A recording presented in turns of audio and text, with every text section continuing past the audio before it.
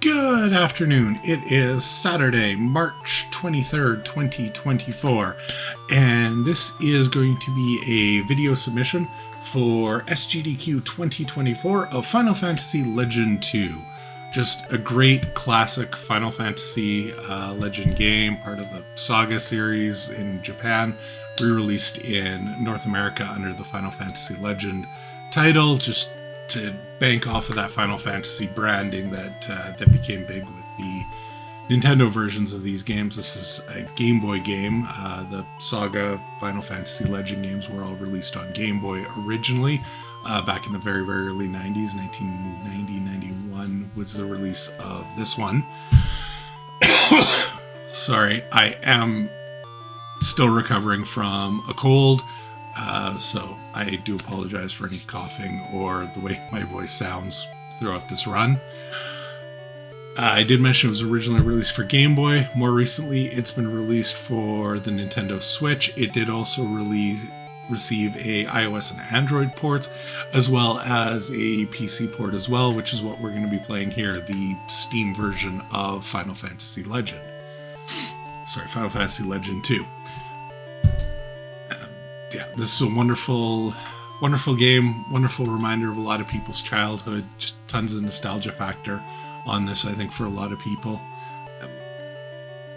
At least in the people I knew or grew up with, Legend 2 was definitely the most popular of the three that were released. And conveniently enough, it's my favorite one, and my favorite one to speedrun. As far as donation incentives that could potentially be applicable for this game, we have 4 characters that we get to name with 4-letter names, so that would be a good donation incentive for the naming of those characters. We have a party of 4 members. 2 members are fixed. I need a monster and a robot to actually make the speedrun work, but the other 2 are very variable. We can do monster, mutant, or human, and any combination of those will work for the first 2. I kind of do need to be different, though. I don't want to run like 3 monsters and a robot. That would just be bad. But some combination of there is definitely something that is workable in as a donation incentive. As well, for 2 bosses later on in the game, you can stone skin them. It's a one-shot kill. If it hits, it's like a 60% rate of hitting them. A small donation incentive could be to not use that stone skin, that one-shot kill, to get rid of them and actually have to down them with damage. It'd add a couple of minutes to the run. It wouldn't be a huge thing. Just something fun, something different that I haven't seen done with this game in other marathons that it has been run. A donation incentive for that. The RNG in the game, the encounter table does need to be randomized before we start the run. I did that off stream, so I don't know where we are in the encounter cycle. I do apologize for the sound of my voice. I held this off until basically the second last day for submissions because I was hoping my voice would be better. It's at where it's at. We'll deal with it. We'll make it through here. But without any further ado, let's get into this. Final Fantasy Legend 2 in 3, 2, 1, go. A little bit of a quick little dialogue there, and that's talking about Magi itself. Yes. And how it's a piece of true power. It's a leftover from the ancient gods, and it's existed throughout time. Wars have been fought over it, and another hero is about to begin their journey with Magi. And right at the very start there, that was our dad that we were introduced to, and he actually gave us a piece of this Magi and told us to, hey, hang on to it, I'll be right back. And then he left out the window, because why use a door when a window is right there? But he didn't come right back. So as we grew up, we asked our mom, hey, we want to go find our dad. We want to see what ended up happening with him. And she says, sure, off you go. Just go tell your teacher that you're leaving. So here we are talking to our teacher and telling them that we are leaving.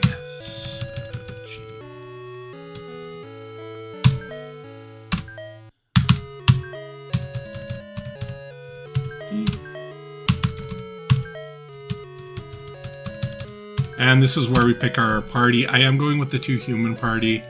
It's the one that I'm the most familiar with. It's the safest and fastest one.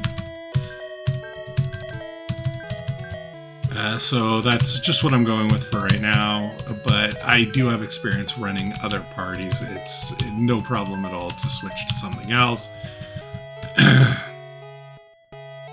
Naming was a little bit slower than usual because I wasn't just picking A in the first one. But back to the story a little bit, we were talking there to Mr. S, and he gave us a little bit more history about Magi and let us know that there are 77 of these pieces of Magi that make up a statue of a goddess, and they are spread all throughout the world. And our dad is a protector of these Magi, and there are other people out there who protect them as well, because there are bad people who exist in the world. We're looking to take these Magi and use the power in them to actually become gods themselves. So there's a group of guardians. This first can't run, we'll talk about that right away. But there are a group of guardians who protect these Magi from those bad people. And as long as we look for Magi, we will run into our dad. So that's what we're going to do. We're going to go off and just start collecting Magi. And hopefully, as time goes on, we will run into our dad.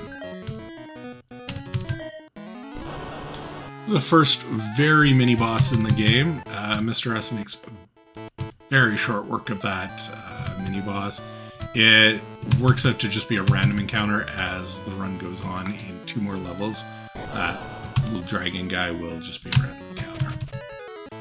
We are going to be running from pretty much every fight we possibly can be. And that's part of how we go really, really quickly on this one.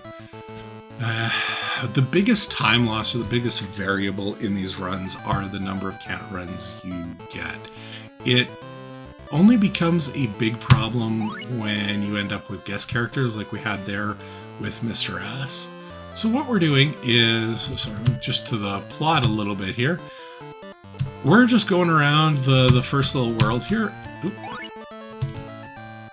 And we're asking people, hey, do you know of any Magi around here? We're looking for some. We're trying to find our dad. And Key, who we just talked to there, she kind of confronted us on why we want Magi if we want to become a god. And we said, no, we're looking for our dad. And she says, the man with the hat on. I guess there's only one guy that wears a hat, and it's our dad. And he was there, so we are on the right path. He was just in there asking Key also about Magi, looking for Magi. And she tells us, hey, if you head down to the big rock in the southern forest, there might be some Magi in those little ruins. Go have a quick look for it. So that's where we are right now, in that southern forest. And I do just want to take this time to mention that is not a rock, okay? I don't care what the game says. The square that's in the middle, not a rock. You look at the instruction manual, it says that tile is a mountain. And as a 11-year-old, 12-year-old, when I was playing this game and I got the hint, go to the rock, I went to that forest and I went, that's not a rock, that's a mountain. I can't figure out what a rock is. The manual doesn't tell me what a rock is. So just want to throw that out there. Mountain, not a rock. But anyway, we head just off to the side of that. The key tells you exactly where to go. It's like 3 squares down, or 3 squares south, 4 squares east of the big rock. That's her exact words. And if you step on that tile without talking to Key, you don't actually end up in here. With that being said, now that I'm older, I wonder how I didn't just wander through that forest continually and just happen to stumble on the tile after talking to Key. But yeah, I was very, very stuck on the first world for a very, very long time as a child playing this game. So we're going through the ruins here, and we find someone. Someone's stealing the Magi. They're taking it, and they're getting out of here. So we are going to chase them. But before we do that, we're gonna grab some Magi for ourselves because they only got half the Magi. We're gonna grab the other half.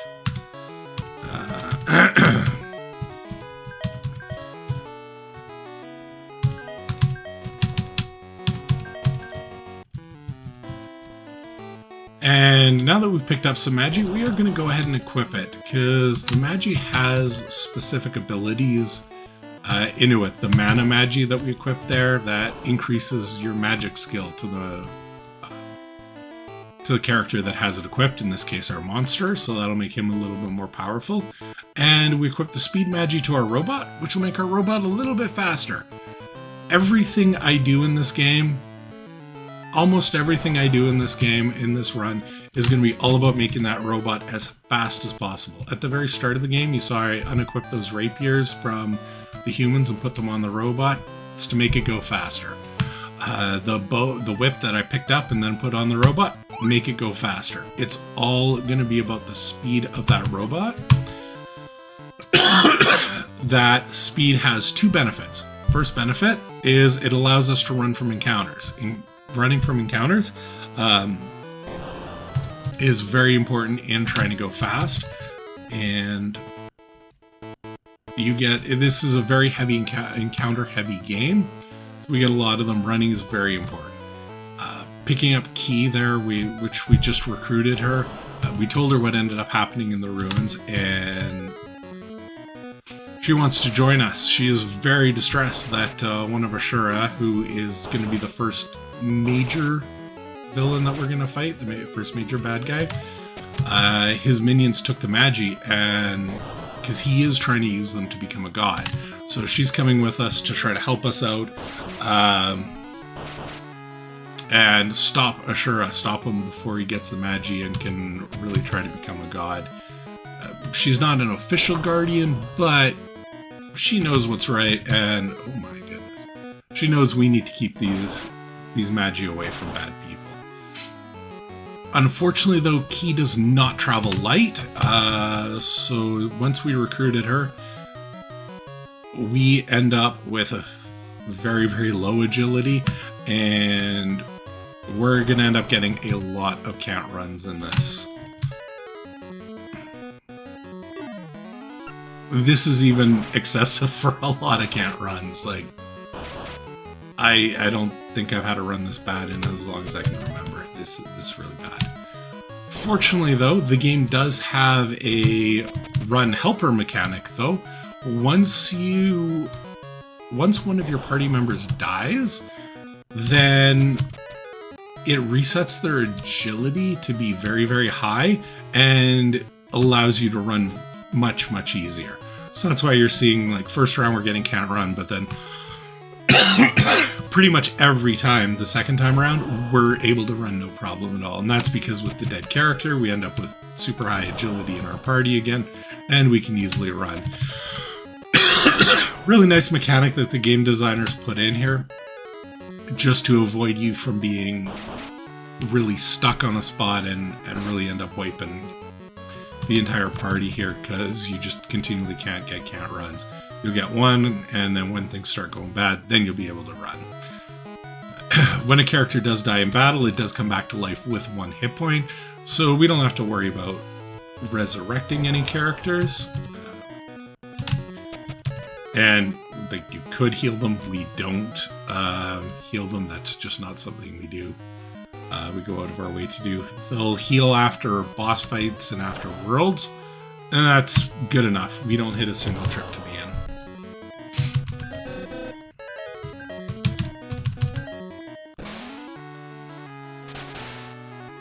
And so we get to the end here, and Rhino tells us it's too late. Ashura has already taken the Magi. Unfortunately, that was a very important Rhino, because when he dies, the entire building comes down around our ears. Fortunately, we managed to grab the Magi and get out of the building okay. And then we promised Key we will take care of Ashura. Even though we got some of the Magi, we'll go out there. We'll take care of them. And that's where we're going to head to now, is Ashura's world. Ashura's world is in a desert, and there are wind currents or sandstorms in the desert. You have to be very careful on the path that you walk through here, but fortunately we know the way, and it'll be no problem at all. Except I think I might have been one tile over. That should be right. Oh, there. Oh, see? There we go. I ended up hitting it. I went down one square too many before I went right. But you saw how it just kind of blew me through the map a little bit. And that's exactly what those things do.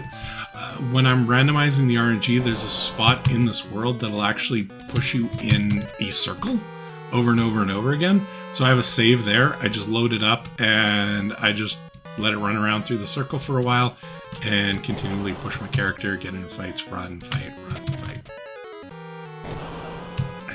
And it's great. And then I do that for a little bit, and then I just start the actual run.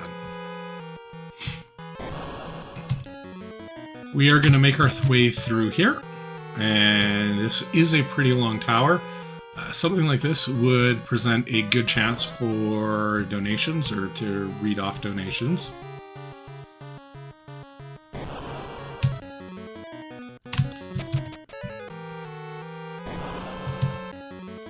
Yeah. In the meantime, since we don't actually have any donations, I think I covered most of the story up until this point. We talked a little bit about the running and the can't run mechanics. And, every weapon, sorry, that is one thing that I want to bring up. Every weapon has a kind of a stat, let's say, attached to it. That saber sword I just equipped, it's considered an agility weapon. And, so it increases, what's a better thing that I should talk about first is let's talk about stat growth in this game here. Because every race, every character that you can have gains stats slightly different. So the humans gain stats through encountering, where you have a fight and then based on the type of weapon that they use, like what the underlying ability is of the weapon. Like I said, saber is agility. So if the human used a saber in the fight, they would have a chance to gain an agility growth. If they use something like a battle sword, which I'll pick up right away to sell, then they would have a chance to gain the strength skill. If they used a spell book, they would have a chance to gain the mana ability. Mutant growth is the same way for their basic stats, but then mutants also have one other. Whoops! I actually went to save before that. It's fine.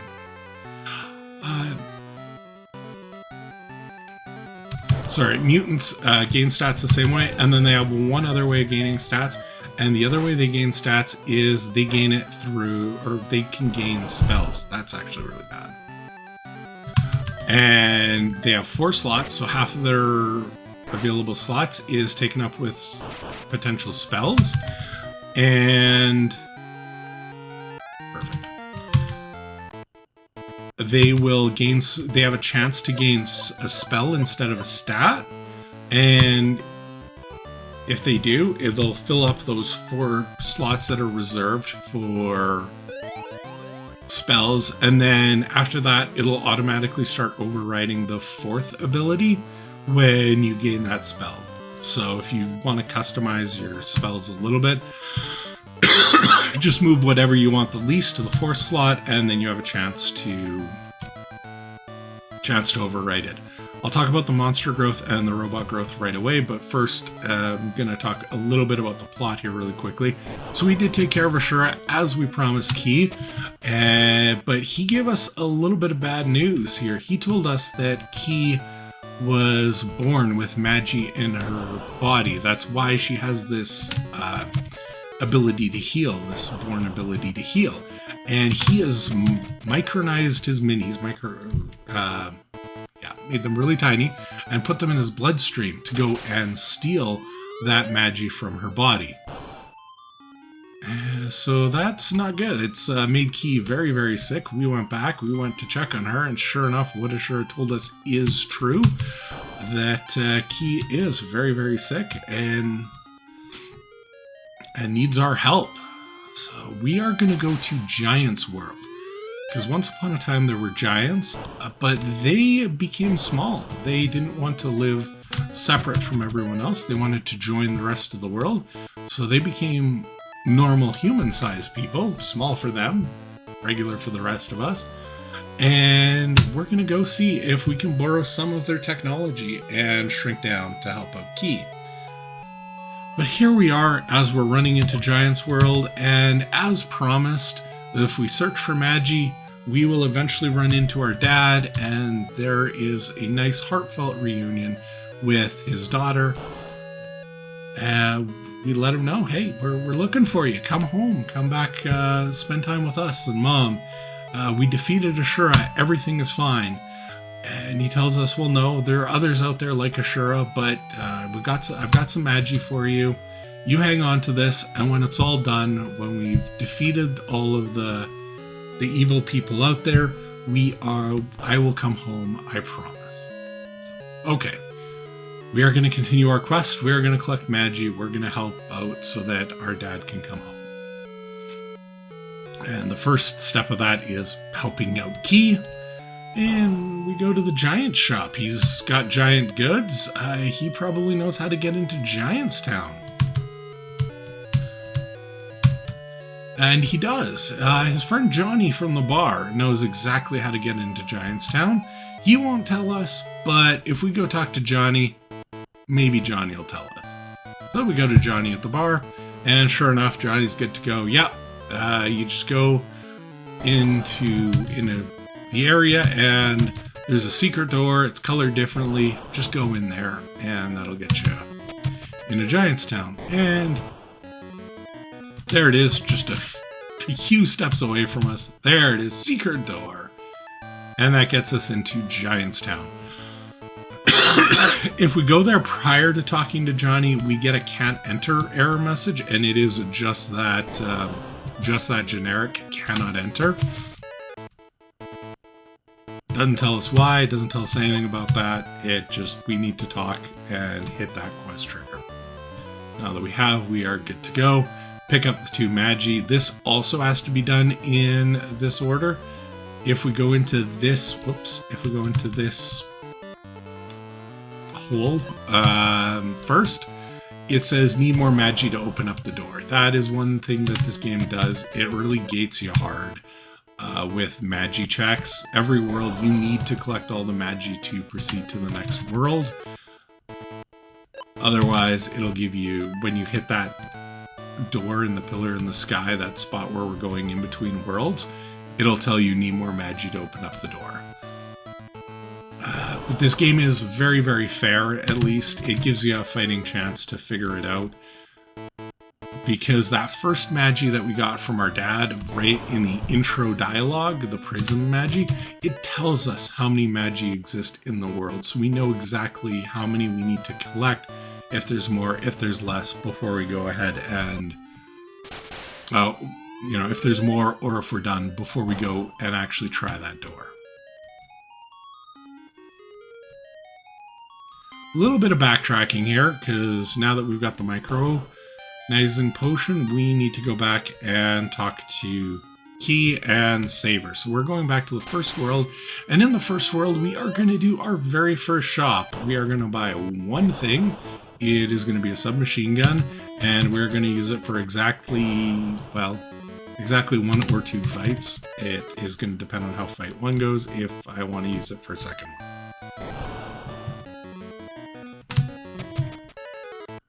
This shop, you have to be a little bit careful about, because we are going to sell everything that we've picked up so that we have the money to buy the submachine gun. And it's very easy to accidentally sell the micronizing potion, and then that's like run over. and I always know it's the one after the boots. And we're good, so equip, and we're going to put it on our robot. It's not agility based, but our robot has the most hit points, so it's going to survive in the fight to actually be able to use it. Also, our robot has so much agility stuff on it, and it's so fast, it'll go first. Okay. Now, as promised, we are about to get to the most boring part of this game.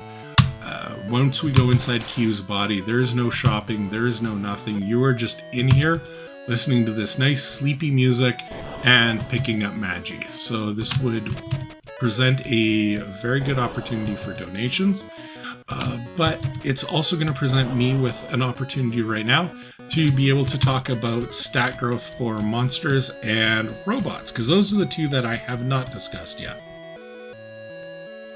Monster stat growth, you get that through eating the meat. We've already seen it a couple of times after we defeated an enemy. It says that there's meat, would you like to eat it? And if your monster eats meat, the game has a table, basically, that it looks at and goes, okay, this is your monster, this is the type of meat you ate, this is what you come out with. And everything about it's fixed. The hit points, the stats, the like speed, strength, mana, the spells that it comes out with, the ability, everything is 100% fixed.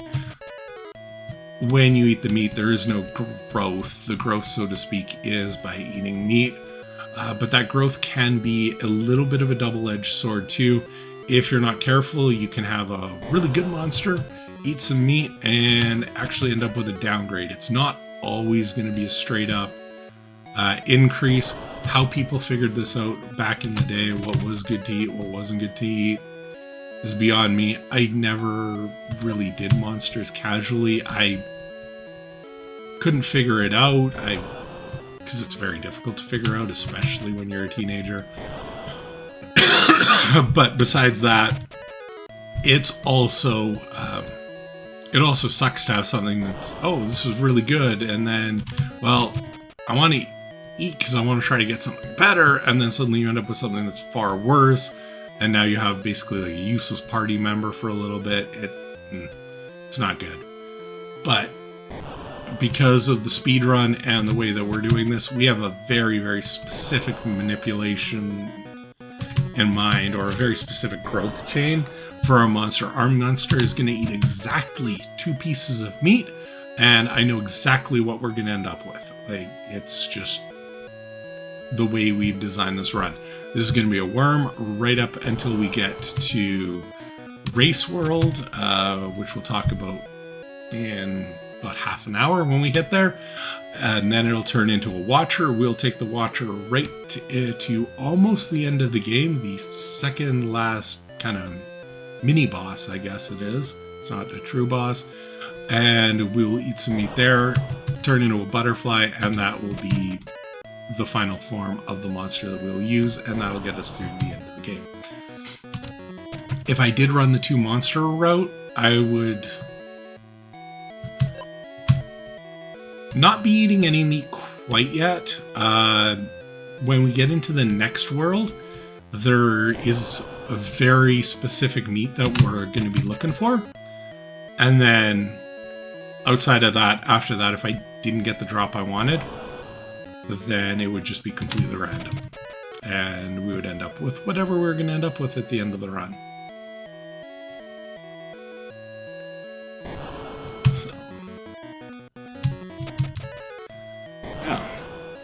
So that is monster stat growth and how the monsters evolve.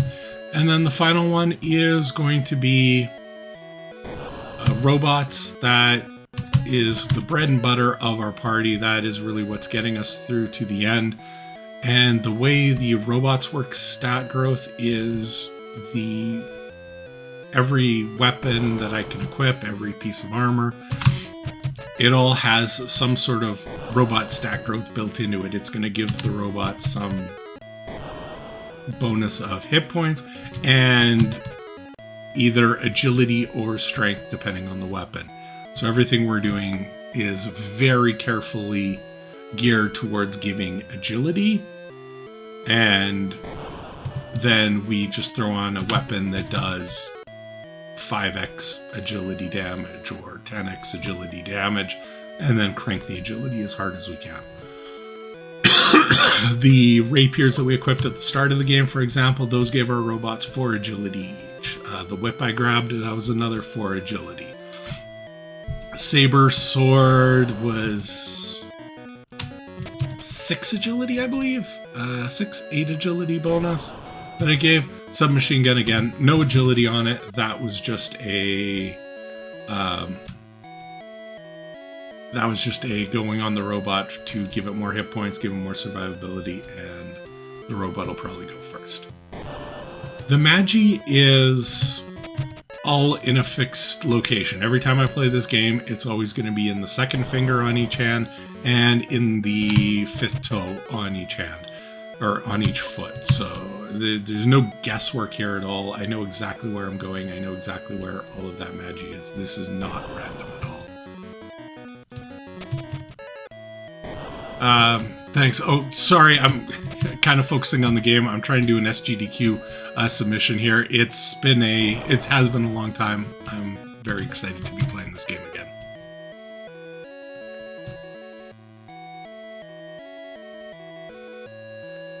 Okay, that is the end of all of the Magi. We've picked it all up except for one last piece in Key's head. Again, I talked about it earlier on about how this game is great at gating you in. That door that said open, that was a Magi check. We needed all the Magi in the body first so that we could end up opening up this path to the head and getting the last piece of Magi that we need. Now, this fight is a little bit random in the number of guys that we can get. 8 is perfect. That's exactly what I want to see. If we ended up with 6 or less, then I would actually take another encounter in the next world for money purposes. But at 8, gives me enough money and it saves me a shopping trip. So that was very good to see. And that's why earlier on I said the submachine gun could be good for 1 or 2 fights, depending on exactly how many of those plasma things in Key's head we ended up facing. So we're good. Because in the next world we do our first major shopping trip.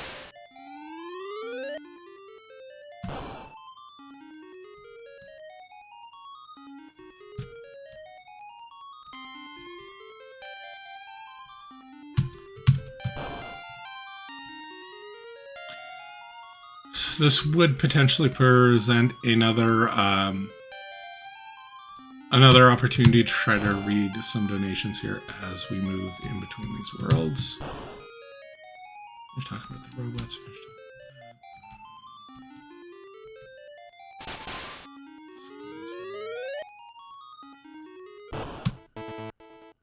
Okay.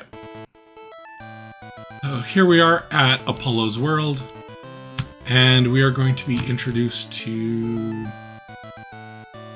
another friendly figure, Apollo, who is much taller than Key. And he is very thankful for us defeating Ashura and actually gives us a piece of Magi for our trouble. He does tell us that there is Magi in this world if we are interested in picking it up. We are more than happy to, or he is more than happy to let us do our thing. And he even gives us clues as to where they are. Where the flame burns underwater, where the darkness shines brightly, and where the wind whistles underground.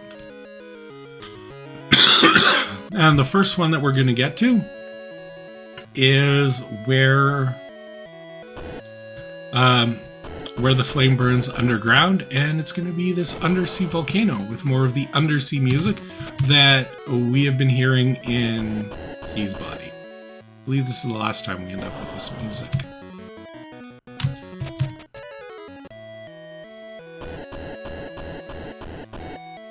So yes, Apollo is very happy. Help us out.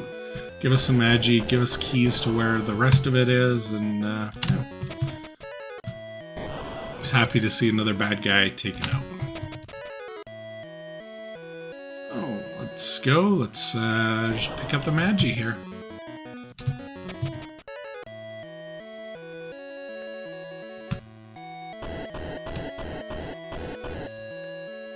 We are also going to pick up a decent number of treasure chests in this world because, as I mentioned, we do have a shop at the end of this world.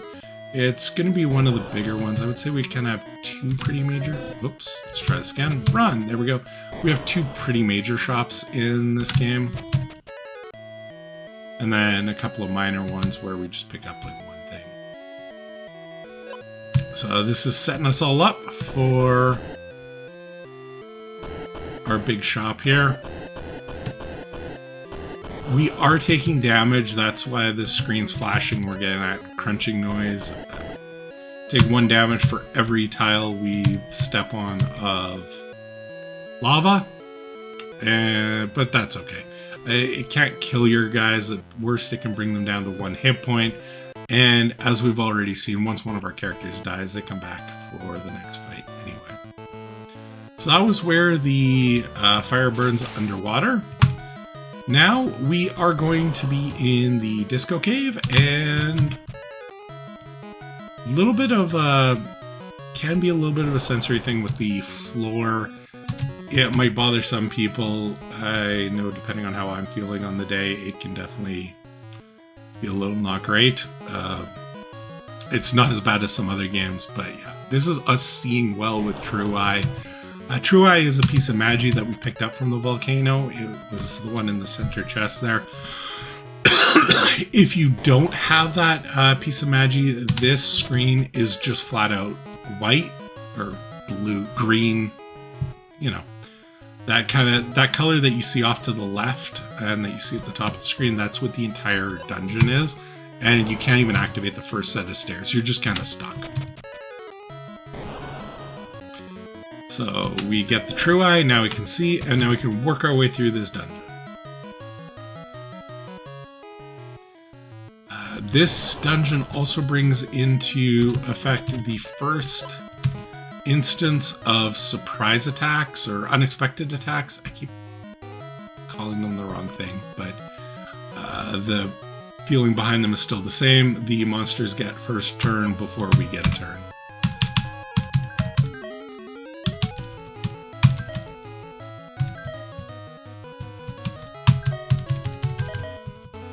I'm going to take a quick safety save here, because if you do get an unexpected attack, it can wipe the group.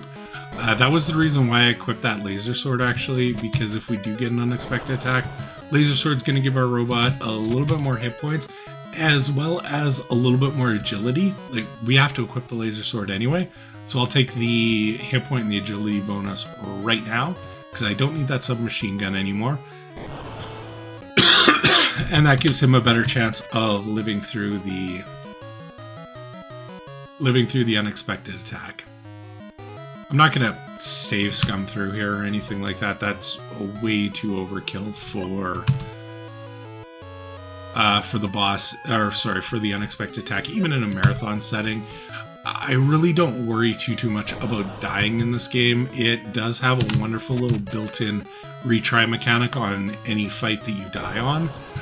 And I know we can beat any fight, or at least live long enough to run through it, so I'm really not that scared. We do lose the retry mechanic towards the end of the game. It does get a little bit harder. The retry mechanic is a lot of time loss. It's a minute and a half, or something like that of time loss. But it would kill a speed run. It would kill any type of PB world record attempt. It would definitely kill that.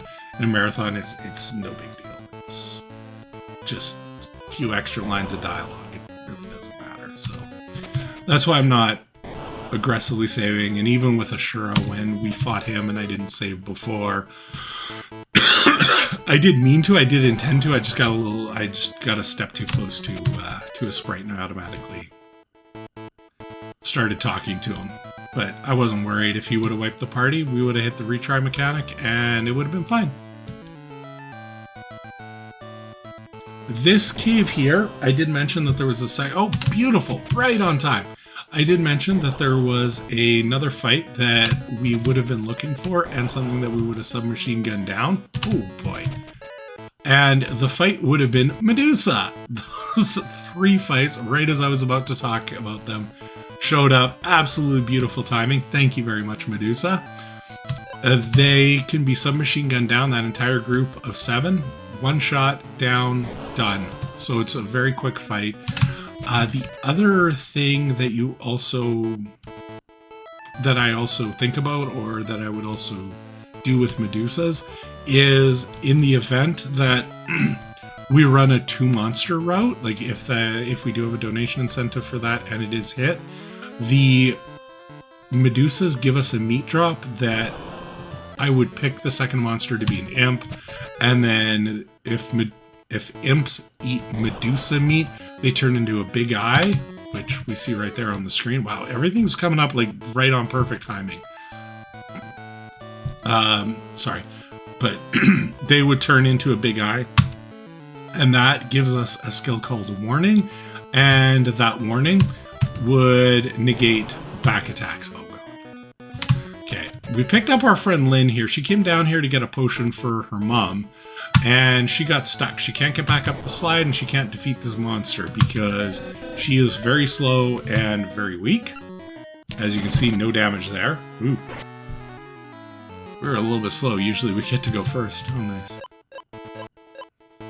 Okay. So we rescue Lynn, we take her home, and there's our dad. He is hanging out with Lynn and her mom. So he left us and our mom at home to hang out with his secret family, or his second family. So we're not happy about that. We are going to continue collecting Magi, but this isn't about bringing him home now. This is more about triumphing over him. We want to just be a better guardian than him and collect more Magi than him.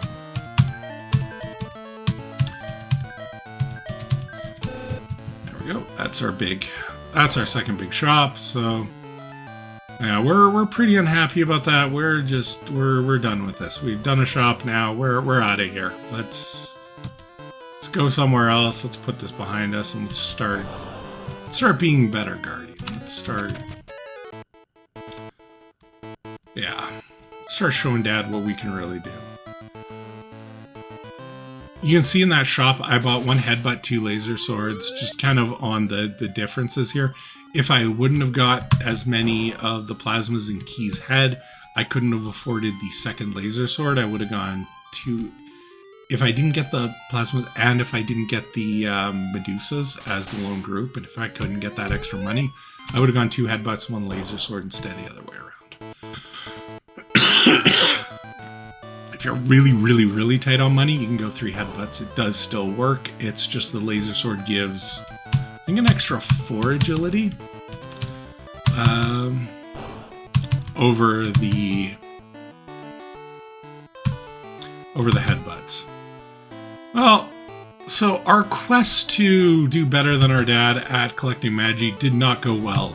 We went into a town and we just tried to play some music on the jukebox, and for our trouble we got thrown in jail. Apparently we accidentally played the Secret Guardian tune, and this is their secret base, and they took us prisoner. Fortunately, our dad was at the base. He beat us there, and he let us out, but he doesn't want to talk about what's going on here. He just sends us right to bed. And as we're in bed, something goes horribly wrong, and the base ends up getting attacked. Not us, just coincidence. So we are going to get up, see what's going on, and we got someone guarding the door here. Let's just take them out, so we can go about our business.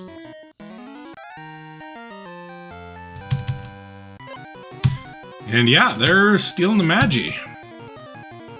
So Dad's at least going to help us out here. Doesn't really want to talk about what happened in the previous town. But he is going to join us up, and we are going to try to defeat these enemies and get back the Magi that they are trying to steal.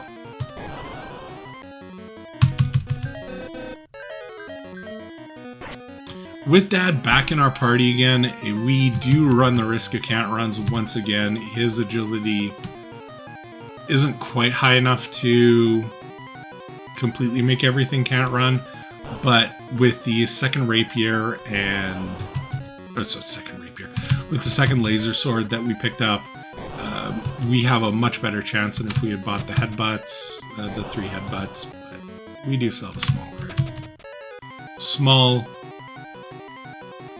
risk of it. We got this commando here who's leading the strike force, guarding the pillar, but that's okay. We're going to make quick work of him. But he has some very bad news for us. He tells us that his guys have captured Lynn, and they're holding her prisoner in the next world. So that's not a good thing at all. We need to go help her.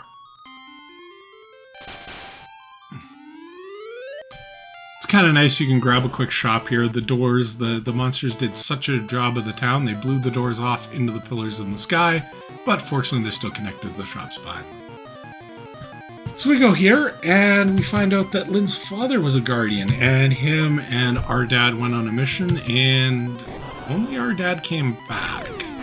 So Dad was trying to look after everyone, or trying to look after Lynn and her mom after what ended up going wrong. But now things have not gone well for Dad either. Sadly to say, he was not able to take out all the ninjas. There was still one left who seemed to get the better of him. We took that ninja out and returned Lynn back to home. Unfortunately, we did not have time to reconcile with Dad before that all kind of went bad. He left a piece of Magi at Lynn's house, though. He's trying to keep them spread out, trying to keep them safe. But Lynn's mom, thinks we should have it. So she gives us that piece of Magi. And we are going to continue on in, no longer searching for her dad, but now, I guess, kind of more in his memory. We're going to continue on and continue saving the world and collecting Magi and protecting them.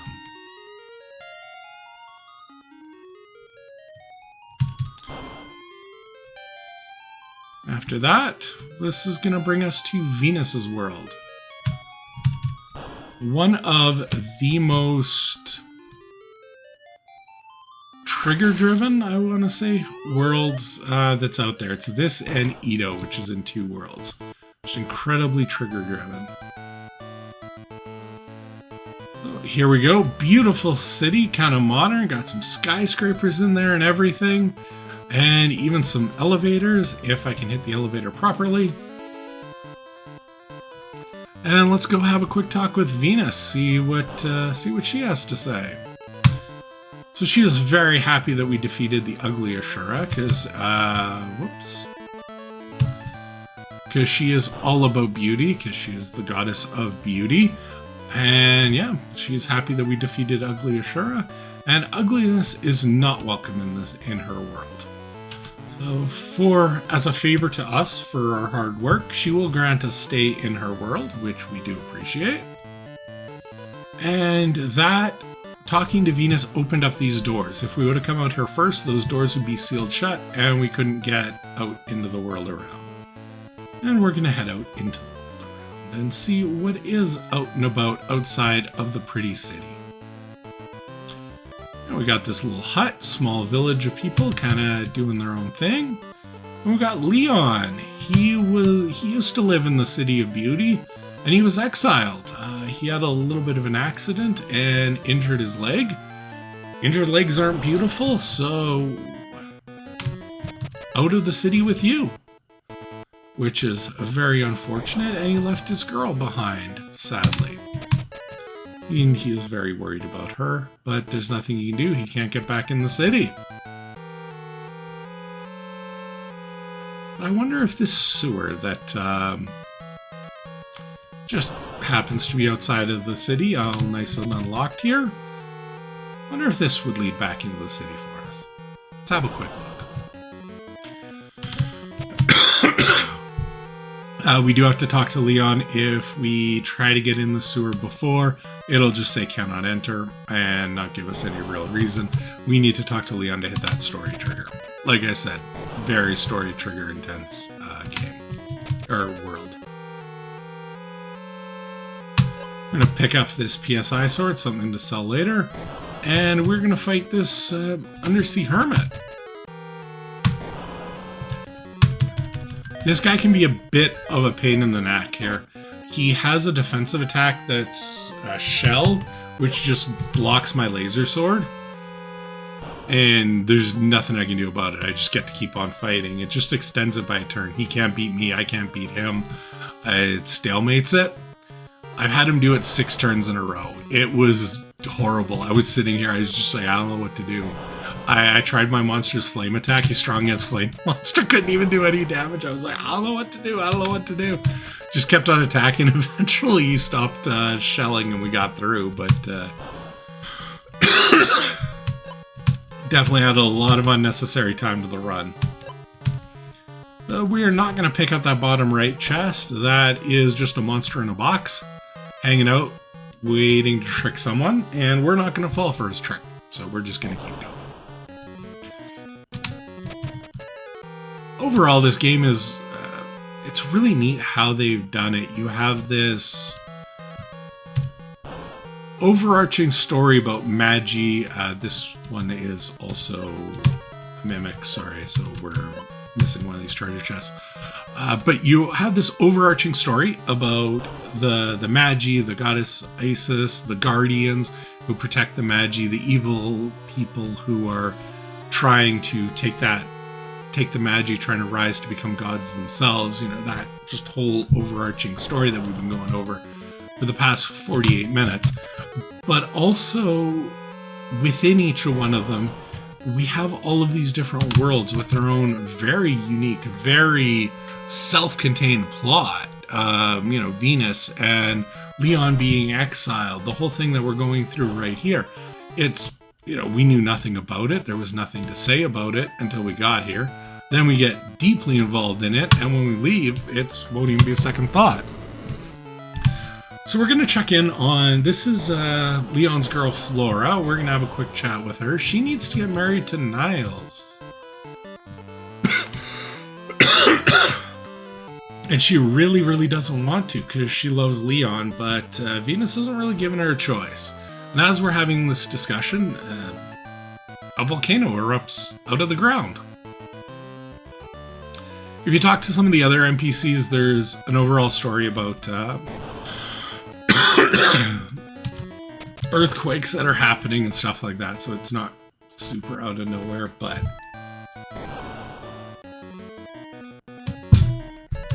in the speedrun it sure feels like it comes up out of nowhere. That group we have to be real careful of. They can definitely surprise attack us. It's the werewolves that give us a surprise attack. And let's go investigate this mysterious volcano that just suddenly appeared. Gonna get another quick save in here. And we have a very, very, very unhappy piranha that has decided to make the volcano its home. Not sure why he did that, but yeah, probably not the best decision.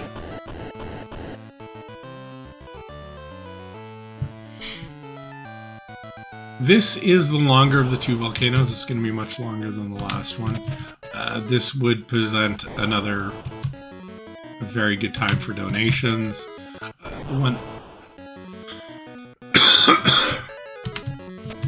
The one other thing that I do want to mention here is you see us continually stop and right there, and someone show up kind of behind us here. That is our buddy Leon. Bad leg and all, he is trudging through lava to follow us for some unknown reason. Well, maybe not completely unknown. You know, if I saw a volcano mysteriously suddenly appear out of the ground, I might be interested in checking it out too. And Leon is, like me, and is checking out this mysterious volcano.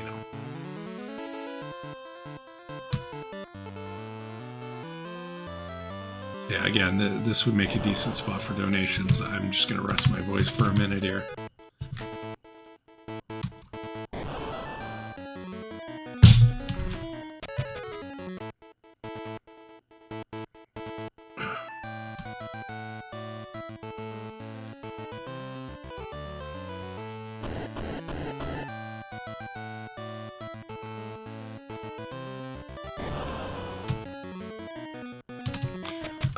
In here, that is the group that we want to avoid, the Serpent, Magician, and... oh, geez, I just saw it and I missed what it was. But that is the one that can surprise attack us in here. And the Magician can deal magic attack, which our robot has no magic defense. It goes real bad for us real quick. We are just about through here. And there's our unexpected attack.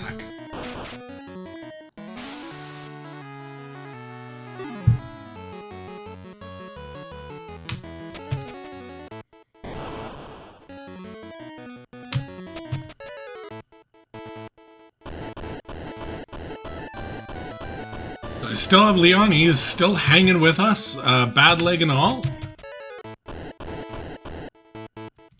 I don't know, bad leg would sure stop me from walking through lava, but I'm clearly not as tough as Leon.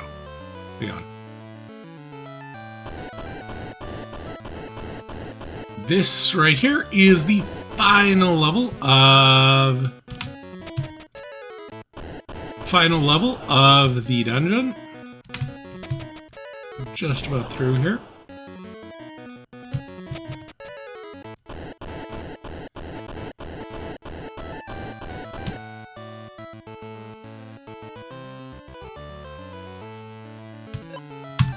Grab some magi here.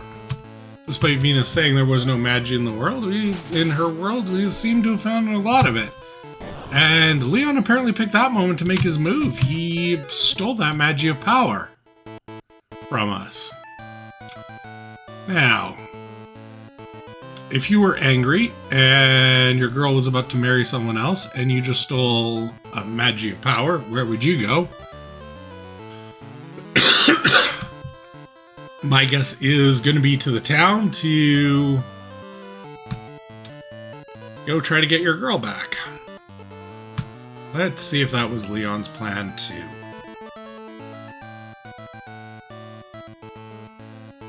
Well, he doesn't seem to be here, so let's just go to the wedding then.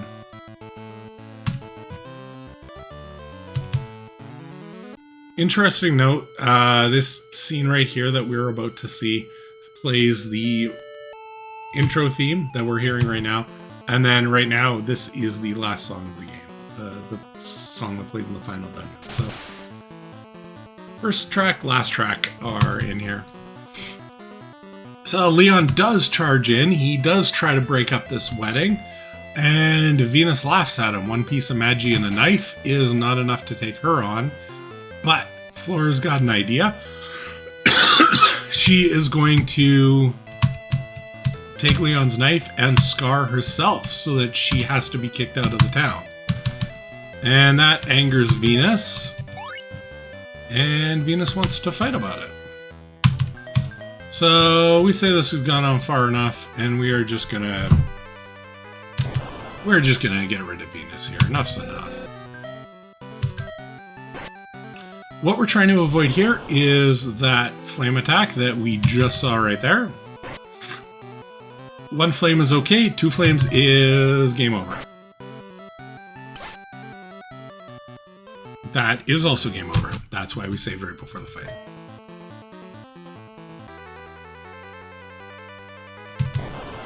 The reason why we take that heal, we keep the X-Cure and take that heal, is to allow us to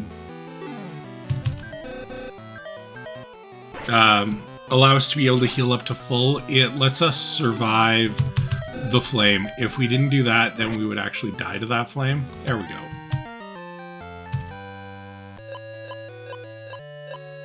And Venus really lied to us. She sure has a lot of magi for someone who says there is no magi in her world.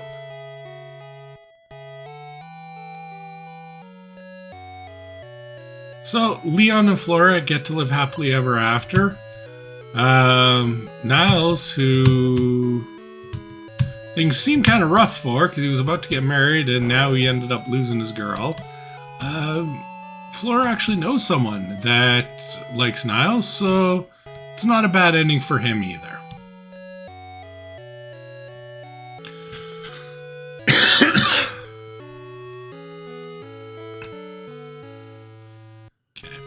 And with that, we will leave Venus's world and we will move on to... this is called Race World. This is going to be the harshest piece of RNG for the entire run. This is make or break time for most speedruns. Is going to be right in here.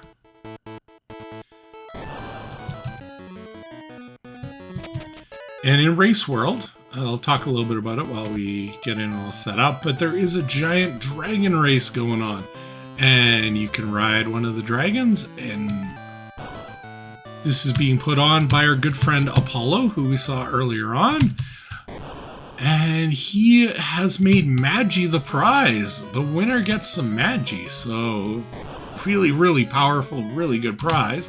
We are definitely all about getting in on this dragon race to try to win us some Magi. Unfortunately, the race does not go well because monsters invade. They're not doing it the right way. They just want to come in and they just want to take the Magi. They don't want to go through the hassle of racing. So, fair enough. We'll just defeat them. We got this. There are 4 dragons that we could have taken and ridden. We always pick the second one, or the second fastest one, I should say.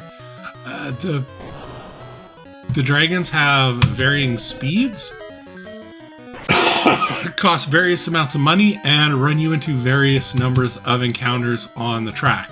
The fastest costs the most and has you hit 4 encounters, up to the slowest one that has only 1 encounter.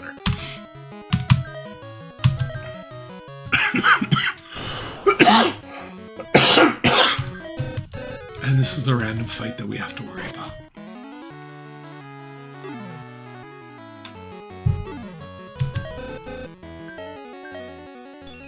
So we always take the second fastest one because, oh my god, first turn, unbelievable. That's Watcher.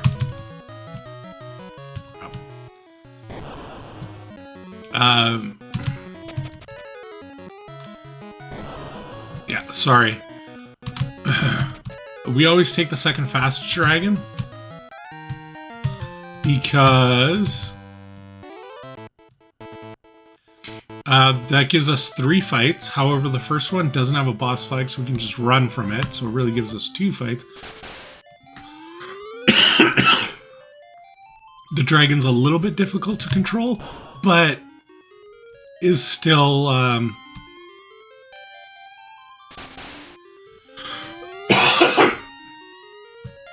reasonable enough to control compared to the fastest one here. Okay.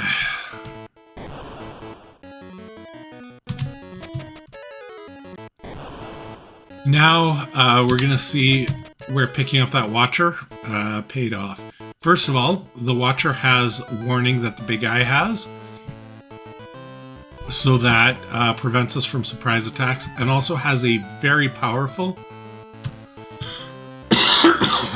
group attack, single group attack, and we're gonna see that in action right here.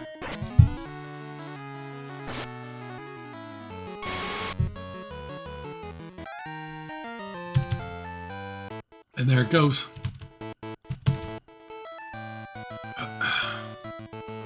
So once we take on these guys, the town detective comes by and helps us out there. As they're gearing up for round 2, the town detective kind of breaks it up for us. So we're okay.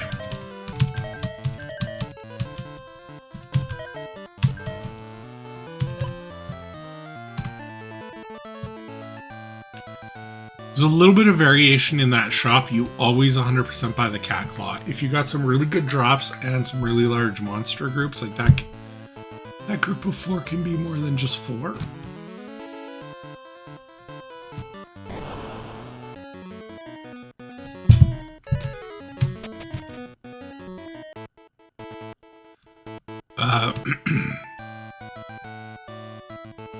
Then you can potentially buy a laser gun there too.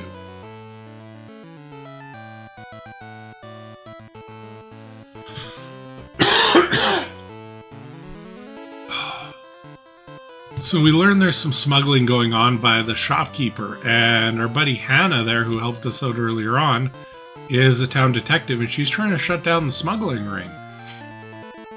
Well, since she helped us out against the that gang there, we're going to try to help her shut down the smuggling ring. Now let's go talk to the shopkeeper and see if we can figure out when the next shipment is coming in. And it's in the South Harbor. The shipment of illegal goods is right there already. So we're going to go check it out.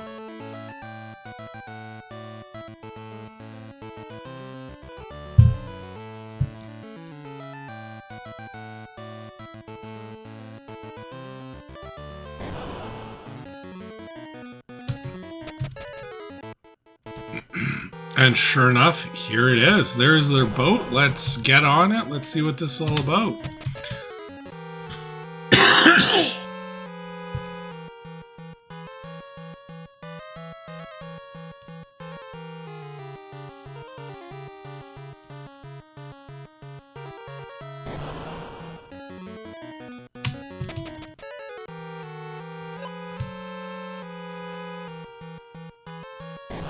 So there we go, we got a laser gun, but they are a big agility weapon, so that's why we would have wanted an extra one if we could have had it.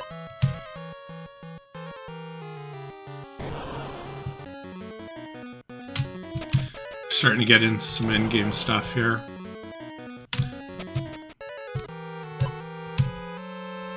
We are really reaching the end of the Magi. And here's Taro, who we're just meeting, and our buddy Hannah, who lets us know that, yes, this ship is full of illegal goods, and we need to go get these guys arrested. We've got the proof, we've got the evidence.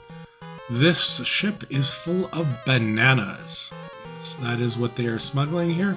They are smuggling bananas.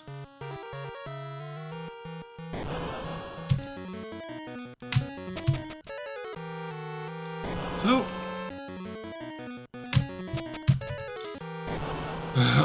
off we go, and we are going to go to the courthouse and get these guys turned in.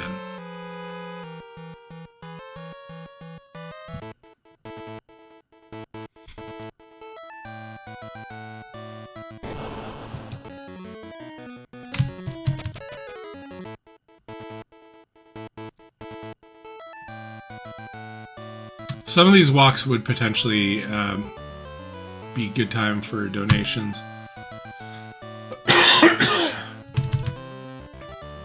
Sorry. I do apologize for all the coughing. Like I said, I am recovering from being very sick. I tried to put this off for as long as I could, but this is really the last day I can do this.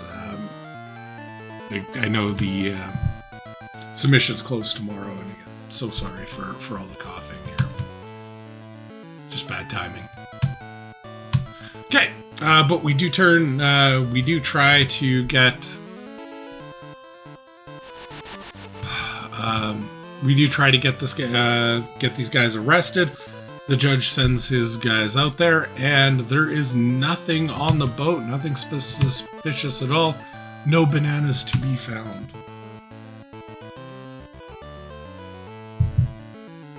So we're at a little bit of a loss, and to send us a message, they do a number on our friend Cami there.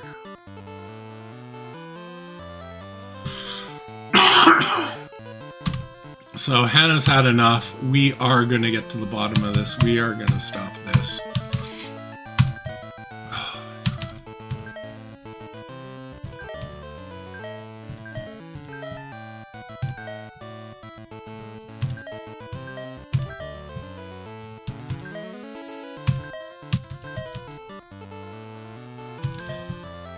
Just a quick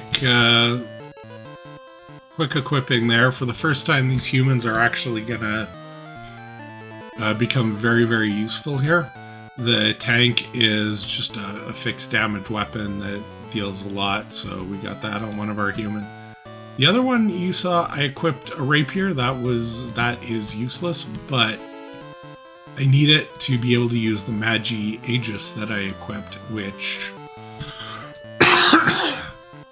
is going to be a magical barrier to help out our party.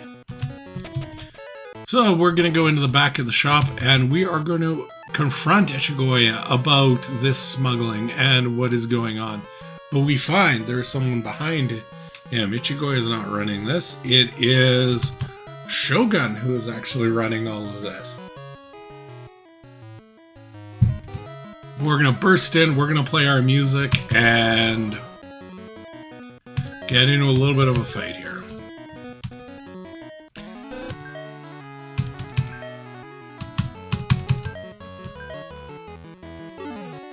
Whoa! I don't know if I've ever missed with the cat claw in this fight before.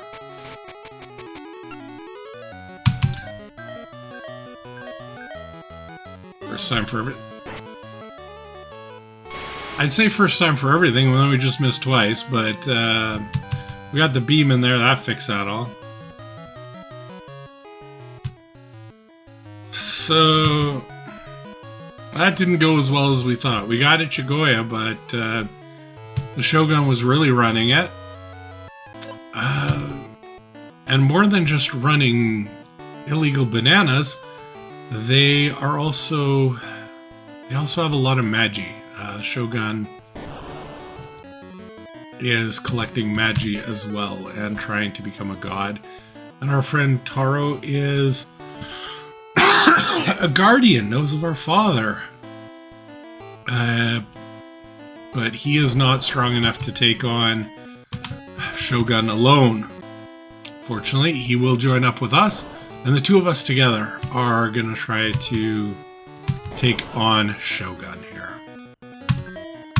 Alright, tank goes there, Aegis, beam, cat claw. Let's see what we got here. Hey, we have the cat claw.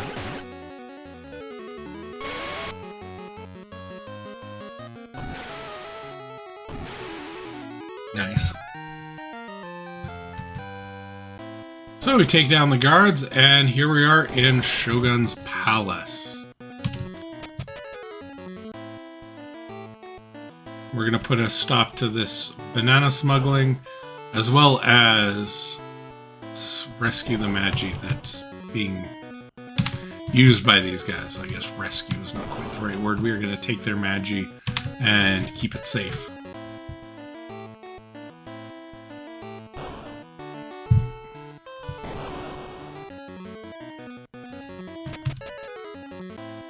The bananas thing, the banana smuggling that is being done here, that is a censorship issue. This was originally opium smuggling in the original version when it moved over to North America. They needed something to censor it with, and they chose bananas. It's just fantastic. I love it. It makes for a nice little bit of humor in the game. It worked out really well. I like it.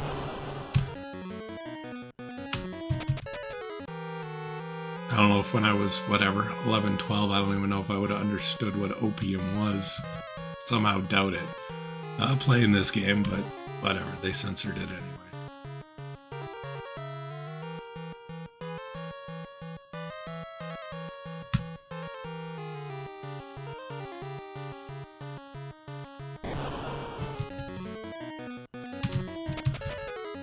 We do have to be a little bit careful in this dungeon. There are fights that are that guard formation that we saw right at the very beginning. We can get that formation again, and it still has the boss flag on it. So we actually have to fight it. We can't run from them. We just have to hope we don't get it. and we'll be okay. We are just about at the end here, and there is Shogun sitting, waiting for us. Whoops, that was the wrong button.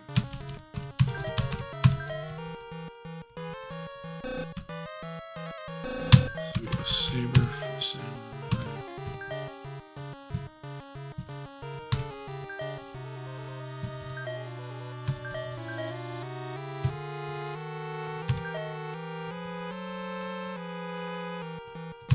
Sorry, just a little bit of menu changing. We switched between Cat Claw and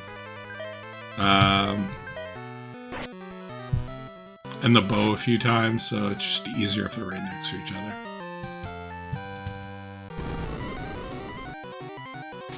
So we take out Shogun and we find out that he was not the leader. There is someone who is behind it, behind Shogun taking care of all of this. And we are going to have to take out the bad guy behind the bad guy behind the bad guy. This is a little bit of a dicey fight. He can tornado, which is a I win button. If he chooses to hit it, as long as we get off the shield, we have a very good chance of winning it, because now we are strong against most of his attacks. This is actually going really well. He should be done at the end of this round, I believe. Oh, we did get a miss. We're probably going to have to carry this in the next round. Nope. Beautiful.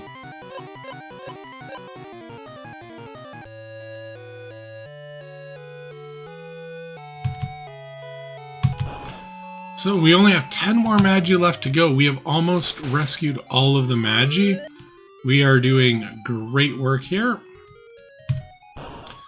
So let's continue our way through.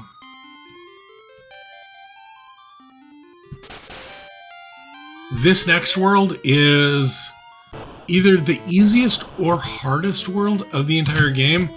It's 100% up to you.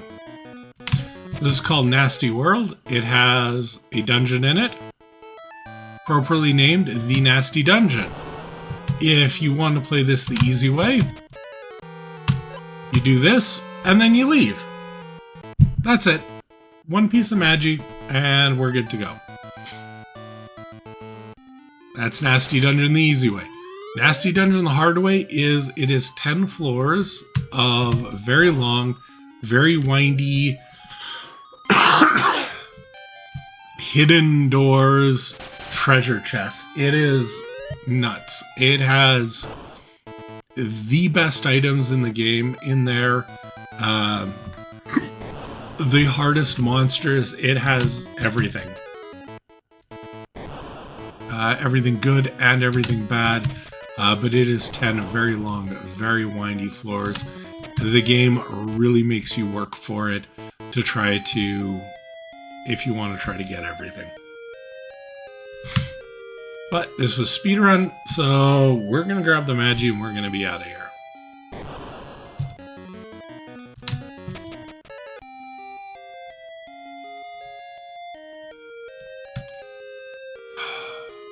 This would be another good spot for donation incentive, another good spot for donations.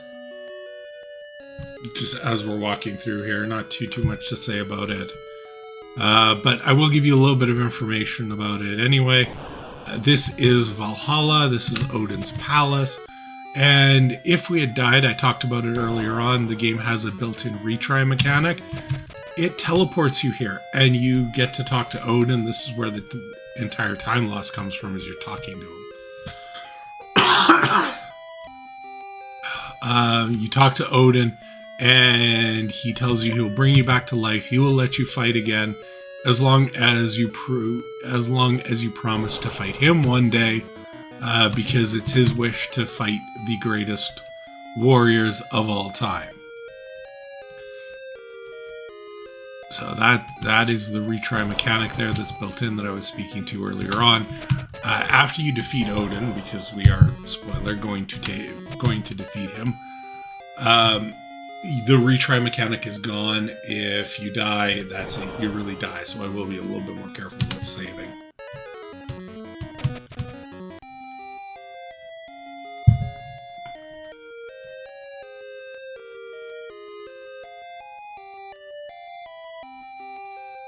So we're just about through here. The downside to the whole Odin thing is fight. Tank goes there. Aegis shield, beam, samurai. Is not only do you lose time with talking to Odin, you also end up losing time in this fight as well, because Odin will talk to you both before and after the fight. So that's why we try to avoid it at all costs.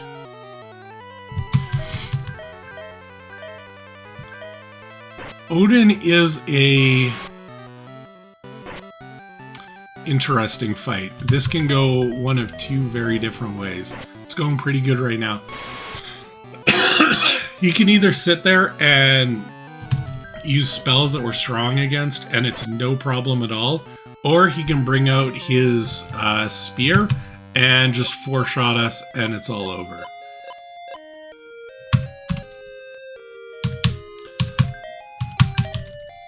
We are going to use that Pegasus Magi that we picked up in the last world and teleport to Valhalla Palace, where we are right now, and that just goes and teleports us outside here.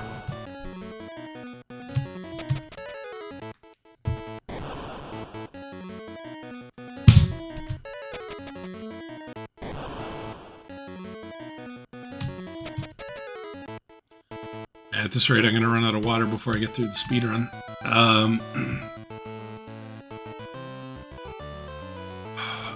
Also, if we would have used that retry mechanic with Odin, we would have also gotten dialogue after the fight, not only before, but after as well. And the game does warn you. It warns you like twice that you're on your own now. There is no more retrying. If you die, you have to be careful. You know, it does warn you, you know, hey, start saving in about those words. And here's our buddy Apollo again. And we have 76 of the 77 Magi. He has the last one. But now he is actually demanding all of them. He was not our friend. He was not doing this for our own good. He was doing this for himself. He sicks his minion on us. We take out his minion, but he brings all of the friends that we made over the last hour and 20 minutes and threatens to do stuff to them, threatens to kill them if we don't hand over the Magi, so we do. Fortunately, our dad comes out. He was not dead. The ninjas greatly over-exaggerated his death. He is A-okay. And he tells us there is actually one more Magi. Apollo does not have it all. We still have a chance.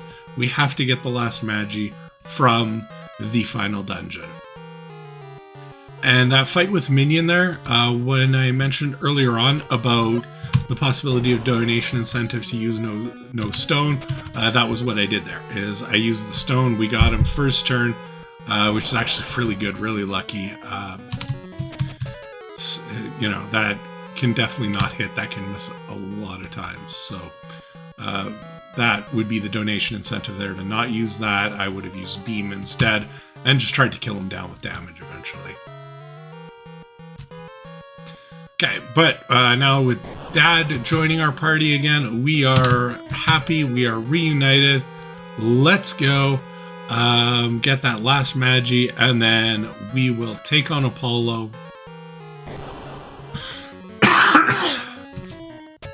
And stop him. There is a safety bit of Arthur armor that just there over to the right. I'm not going to worry about grabbing it.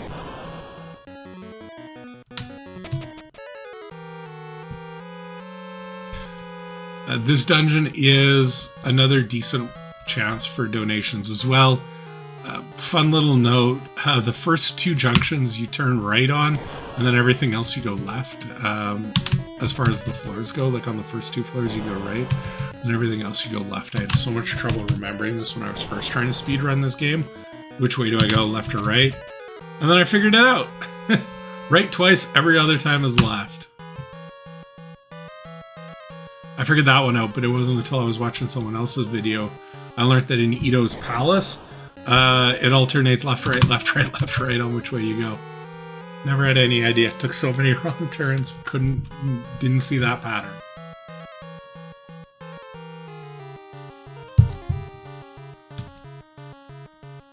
Just funny what you pick up.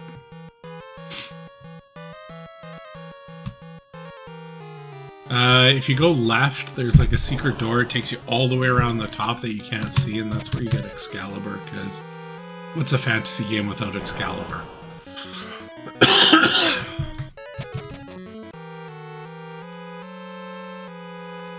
Completely useless for us. It's based on power, and we're all based on agility. Okay, last floor. And Warmech is the other monster that is susceptible to that stone skin, so that would again be where the potential donation incentive for no stone skin would come into play for Minion and this boss right here. We are going to save. Warmech can really be rough. He has an attack called Nuke. That's a multi-target mass damage attack. And if we get that, we're in big trouble. If we get it twice, we're dead. If we get that, then everything's perfect.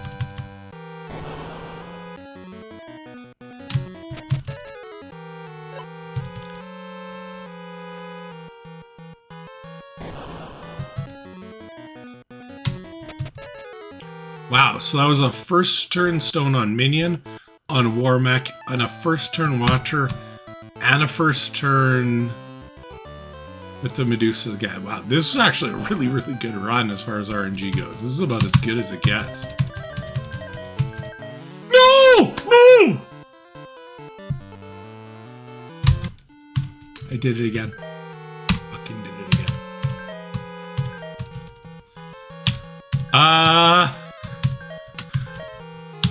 Those boots cannot be sold.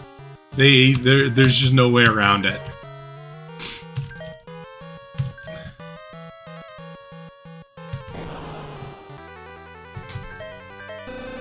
We'll just do this again here.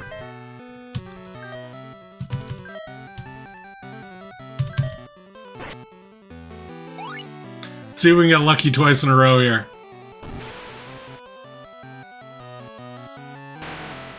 We can, okay. A little bit of a mistake there.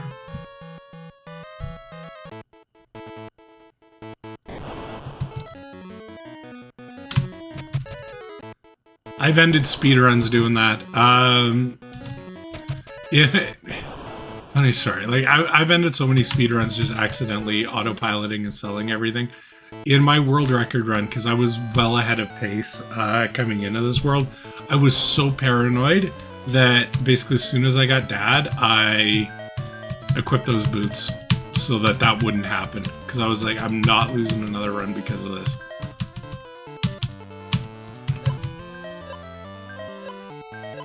So we're going to buy 4 laser guns. And those are going to go 2 on the humans. And then Robot's going to get a couple.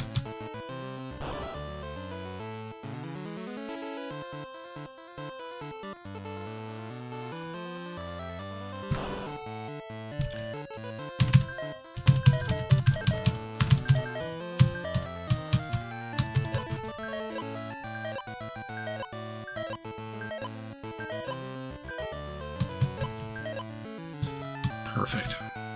7 2/10. That's beautiful. I'm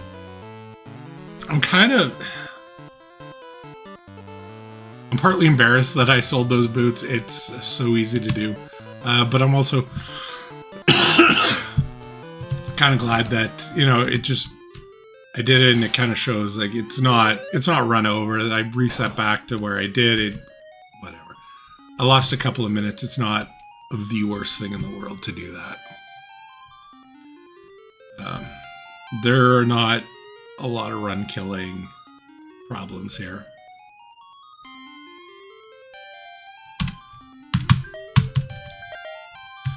Apollo is someone that has absolutely owned me. This is the true final boss for me as a child growing up. The actual final boss was nothing. Apollo was horrible. It took me a lot longer to get past him. In the speedrun, though, we are about to find out how really trivial he can be. And if only I would have known, give Dad the boots as a child, well, it would have made a huge difference.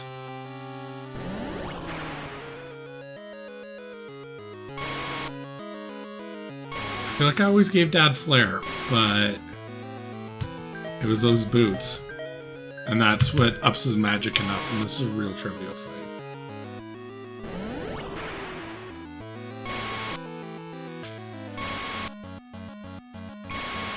So we get to Apollo, sorry, story-wise, because we did get a little sidetracked here. We got that last piece of Magi, the Heart Magi. And, I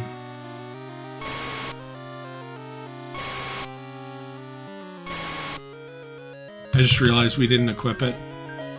If Apollo hits Dad, we're actually going to have to restart here.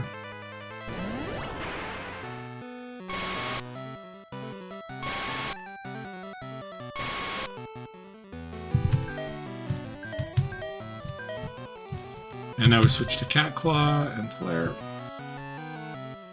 Fingers crossed he doesn't go after Dad. That's perfect.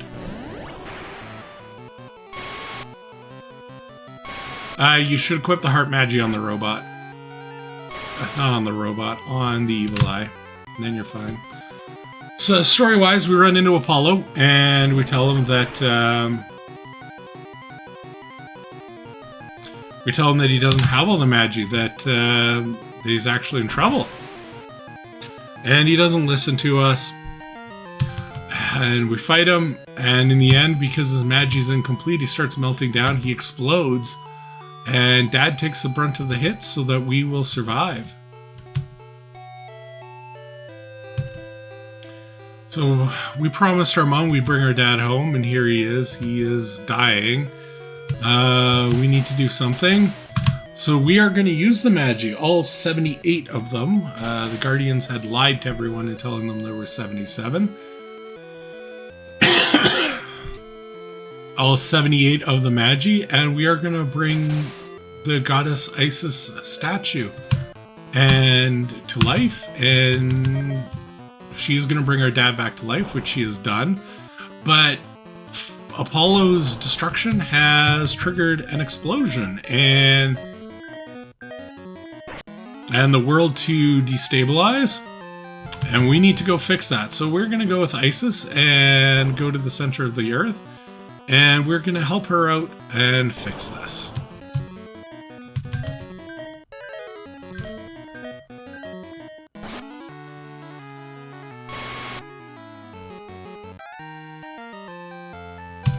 We're going to see tons of stat gain. We have to fight everything right now. We're now at a point in the game where our agility isn't high enough to be able to run from this stuff. We do have to fight our way through. So we are going to be taking every fight we can. You are going to see our humans just gain tons of stats like crazy because they are vastly under-leveled for this. And in the meantime, Isis is just going to flare everything down, just with a one-shot. That's why we picked up all the elixirs on our way into here, is so that we would have them to be able to restore all the flares.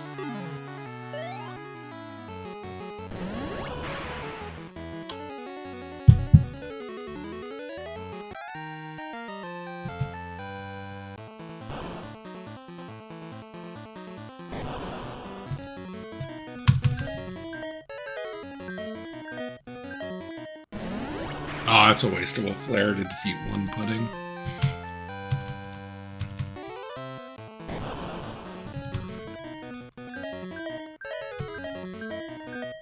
Our robot was just like a little bit faster. It could samurai bow down these and actually be saving us flares. We're getting good fights, just not good luck with the attack order, unfortunately.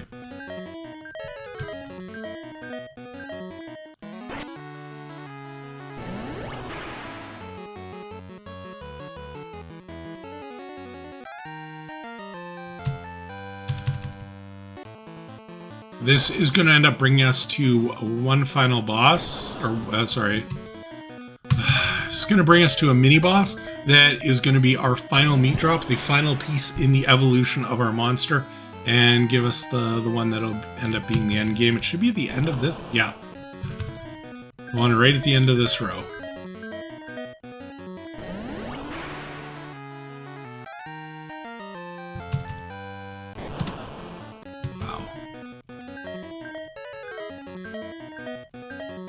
There's some real harsh parts of the encounter cycle here, and we're at a bad one right now.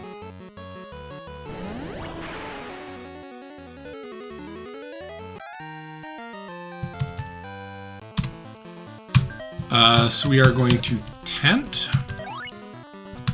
Save. We want one, maybe two. One is beautiful.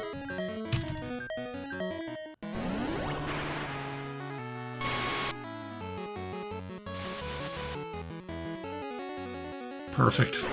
As long as the monster lives, that's perfect, because it needs to live, be able to eat the meat, and we've got our butterfly. That is the final evolution of the monster's path. That monster is always guaranteed to drop meat, unlike Watcher, which is a random chance.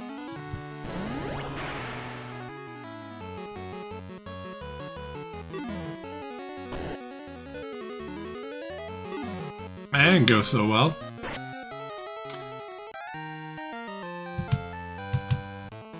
If we would have been doing the monster route, that was one of my thoughts for a donation incentive, then we'd be eating all of this meat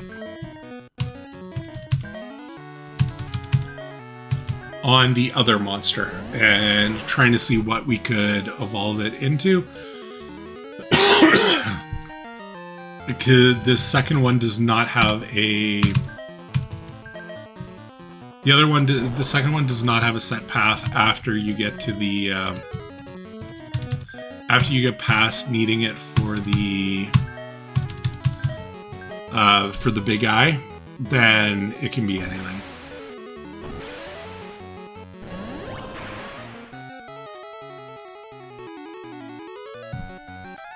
If you get low rolls on some of these flares, some of these monsters can live through it. That's why on a few of these fights, I'm actually being careful on who I'm attacking, because I want to make sure that if we do low roll it, we have a chance of living.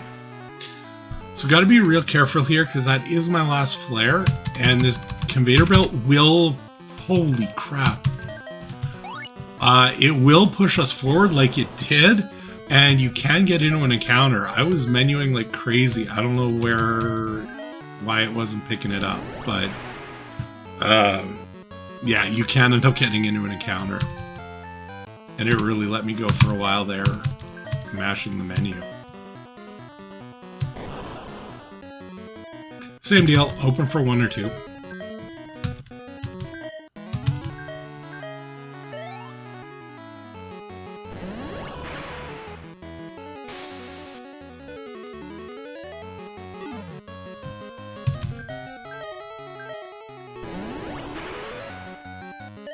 I could have tented before this. With only one, I didn't think it'd be that big of a deal.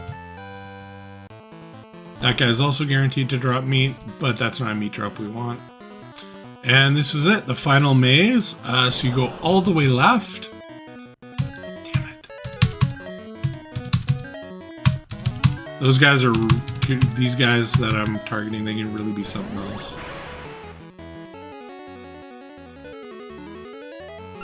They have a lot of hit points. Oh, great. And they're defending too. Yeah, you can see how tough they are. That was everything we had, and they still lived through it all. These guys have so many hit points.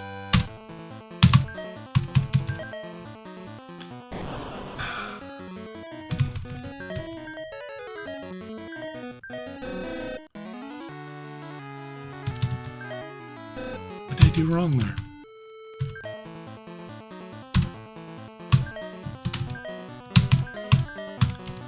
I saved instead of elixir. That's just a ridiculous little mental mistake. There, now we're good.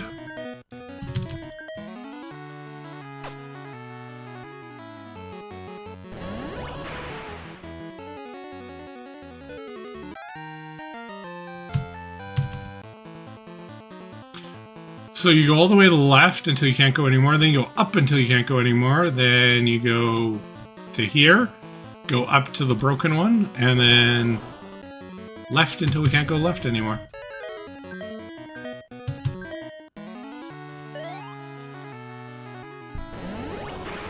The best way I found to find my way through the maze is like running in until you can't go any further. Oh, these guys again. Just one, I'm gonna try Cat Claw. There we go. That worked out well.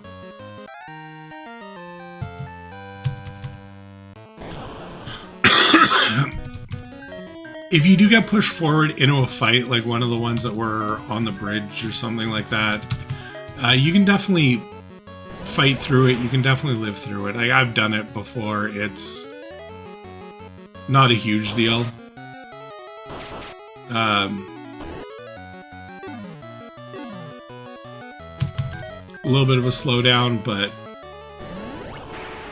you know, it does definitely happen because you have like a couple of frame window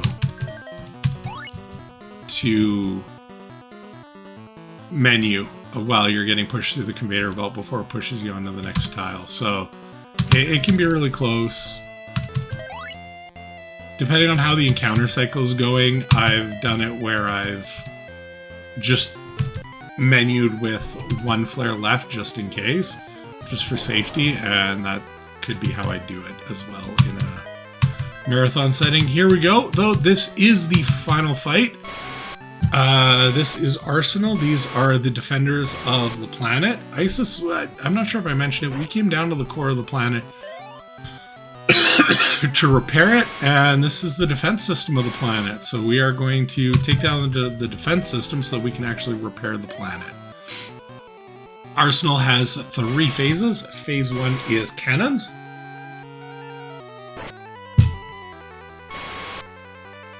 And you work through that by destroying all 4 cannons, which we're just about through right now.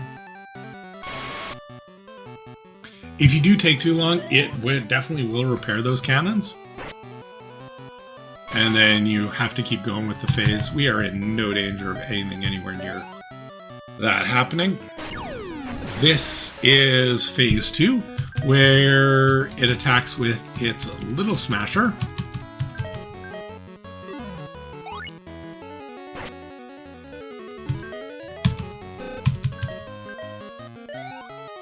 And we're going to make quick work of this. It's not really a huge threat to us. The butterfly absorbs damage, and the robot can't really be hit by it. Then this is phase 3. This is where it gets real stressful. This is the big smasher. Between just under 100 to just over 600 points of damage at random to the entire party. So it's all going to be about hoping for low rolls and hoping it doesn't back-to-back us. That might actually be it. Yeah. That was actually a really good Arsenal fight. The big threat there is if the butterfly misses, if you miss with the absorb, that's definitely a huge problem. The other big challenge as well is in the event that the arsenal goes back to back. It can definitely outspeed the butterfly. So Isis is going to stay behind, repair the world, and then become Magi again, and become Magi again and be descended in the world, or spread out through the world, and our descendants can collect them and rebuild it when she is needed again. She's basically been left behind to repair and look after the world that the gods made. That's the story behind her. And up at the top of the stairs, our dad is doing just fine. Isis did, heal her, and the world is good again. So we are reunited, happy ending with Dad, and we are going to go home, as promised, back to our mom.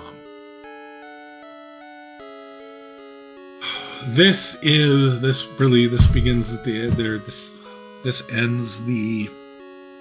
submission, or the speed run here. Time was at Arsenal Falls. There is some old timing. Timing used to be at, I believe, Talking to Dad. It's changed now, and timing is now at Arsenal Falls, which makes sense. The rest is just dialogue. And as we go through, we're actually going to go back through the world, and we're going to see the people that we left behind and how they are all doing. I want to thank you for taking the time to watch this submission. I apologize for the coughing again. I'm sorry. I'm still very much under the weather. I'm trying my best with that. Probably wasn't the best run of my life. There were some mistakes in it, and that can definitely happen. But we made it through just fine. There really aren't a lot of run killing mistakes. As long as you got some saves, it's fine. This is a wonderful game, a wonderful piece of childhood for a lot of people. I would love to be able to showcase it at SGDQ 140. You can see, even with the mistakes, and even though there's a lot of red on there, this is not a great run. It's 140. Like I said, I would probably do 150, 155 for an estimate on this run. With one of the slower groups, that definitely could go that way. Okay. Again, thank you so much for your time. And I hope you have a wonderful evening.